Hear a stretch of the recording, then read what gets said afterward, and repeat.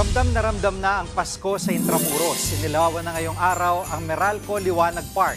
At live mula sa Intramuros, sa frontline ng balitang yan, si Mobile Journal Julie Baiza. Julie, marami na bang namamasyal dyan?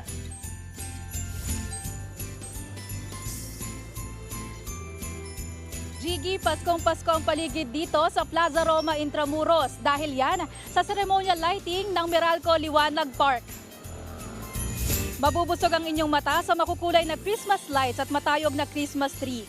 20 feet ang taas nito, nagawa sa recycled meter case. Sabi ni Meralco Senior Vice President Ferdinand Gelus, simbolo ng pag-asa para sa bawat Pilipino ang pag-iilaw sa Plaza Roma. Gusto rin nilang makilala pang Intramuros, hindi lang dahil sa kasaysayan, kundi sa maganda at nagniningning na park gaya nito. Mismong si First Lady Liza Areta Marcos ang nanguna sa lighting ceremony ngayong gabi. Present din dito si Manila Mayor Hani Lacuna.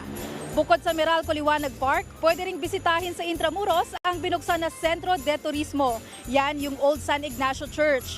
Para kayong ibabalik sa nakaraan dahil sa magagandang Spanish architecture, art exhibit at pagsasalaysay sa makasaysayang istorya ng Intramuros.